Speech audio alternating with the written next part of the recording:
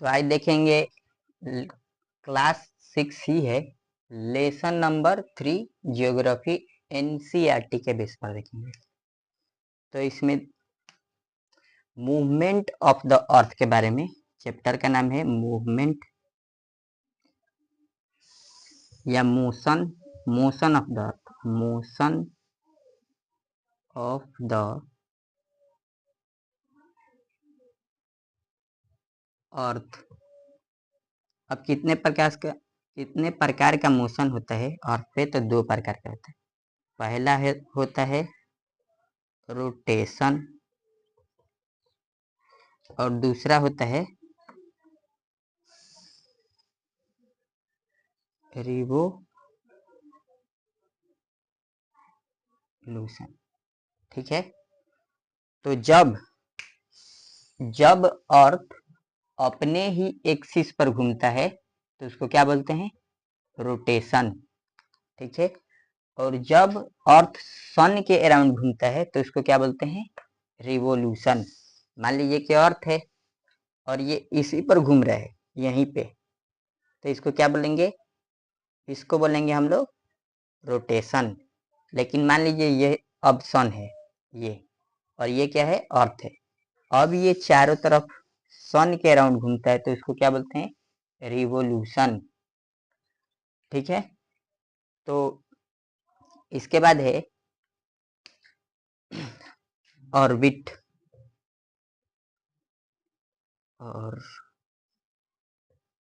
Orbit, ठीक है, orbit किसको बोलते हैं या ऑर्बिट किसको बोलते हैं? तो ये रहा आपका सन और ये रहा आपका अर्थ। तो जब सन अर्थ के अराउंड घूमता है, सॉरी, जब अर्थ सन के अराउंड घूमता है तो इसको क्या बोलते हैं? उसको बोलते हैं रिवोल्यूशन। और जब अर्थ ही, यहाँ अर्थ है ई लिख दे रहे हैं, यहाँ सन है एस लिख दे रहे हैं, तो जब सन अपने ही एक्सिस पर घूमता है, मतलब यही है लेकिन घूम रहा है गोल गोल ऐसे, तो इसको क्या बोलते हैं? रोटेशन। और जब यही अर्थ सन के अराउंड चारों तरफ घूमने लगेगा तो इसको बोलेंगे रोटेशन, रिवोल्यूशन। अब एक और टर्म आया है कि ऑर्बिट किसको बोलते हैं? तो सन के अराउंड जो ये फिक्स पाथ में घूम रहा है अर्थ, इसे क्या बोलते हैं? ऑर्बिट्स। इसे क्या बोलते हैं? ऑर्बिट्स। जब सन के अराउंड अर्थ घूम रहा है, यहाँ बात ध्यान देने वाली है, सन नहीं घूमता है अर्थ के अराउंड, अर्थ घूमता है सन के अराउंड। ठीक है, अब क्या है? सर्कल ऑफ इल्यूमिनेशन, आई से है तो लिख दे रहे हैं circle of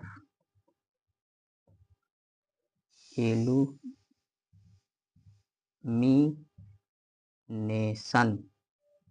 circle of illumination. अब ये क्या है? तो यही ले लेते हैं इसी को। तो मान लीजिए अब क्या है? अब ये अर्थ है अपना, ये क्या है? अर्थ है। तो इसके पीछे वाला भाग नहीं दिखाई देता होगा, इसके आगे वाला भाग आप लोग दिखाई देता हो। तो जो पार्ट दिखाई दे रहा है उसको क्या बोलते हैं? डे। और जो पार्ट नहीं दिखाई दे रहा है उसको क्या बोलते हैं? नाइट।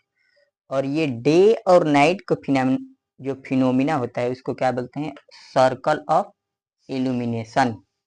ठीक है, अब अर्थ जो है, अर्थ ये सन के अराउंड घूमता है, तो घूमने के लिए कोई डे लगता होगा या कोई साल लगता है। तो ये सन के अराउंड 365 डे और कितना? 1/4 डेज में क्या करता है? घूमता है। अगर इसको और डिफाइन किया जाए तो यह ऊपर लिख दे रहे हैं, यह क्या करता है?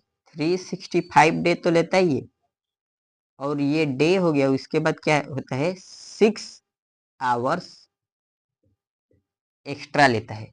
मतलब पूरा 365 दिन में 365 डेज में 365 डेज में पूरा 65 डेज तो घूमा 365 और 6 आवर्स एक्स्ट्रा भी लगता है इसको टाइम।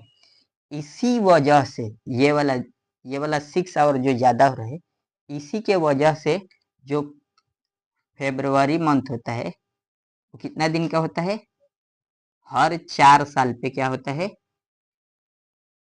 एक दिन उसमें बढ़ जाता है। मतलब 28 डेज का तो होता ही है और उसमें क्या होता है 1 डेज ऐड किया जाता है, तब हो जाता है हर चौथा साल यानी 4th ईयर्स 29 डेज का होता है। ठीक है, अब क्या है कितना, और ये 29 डेज के होने के चलते, यह 29 डेज होने के चलते उस साल, जिस साल क्या होता है 29 डेज, तो उसी साल क्या होता है लिप ईयर्स बोलते हैं उसको। उस साल क्या हो जाता है जो 365 डेज है वो चेंज होकर 366 डेज बन जाता है। ठीक है, तो यहां से आया। अब दिन कैसे एक बढ़ गया 365 से 366 कैसे हुआ, वो यहां से आया है।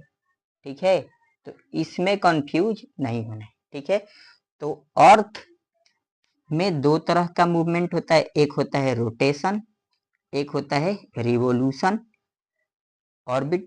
अब क्या है कि जब सन के अराउंड अर्थ घूमता है तो उसको बोलते हैं रिवोल्यूशन। जब सन के अराउंड नहीं घूमकर केवल अपने एक्सिस पर ही घूमता है अर्थ, उसको क्या बोलते हैं रोटेशन।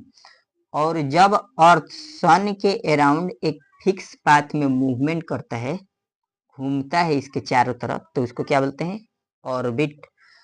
और 29 डेज कैसे, फरवरी कितना डेज का होता है 28 नॉर्मल, और एक साल में कितना दिन होता है तो 365 डेज 1/4 डेज, 365 इन 1/4 डेज।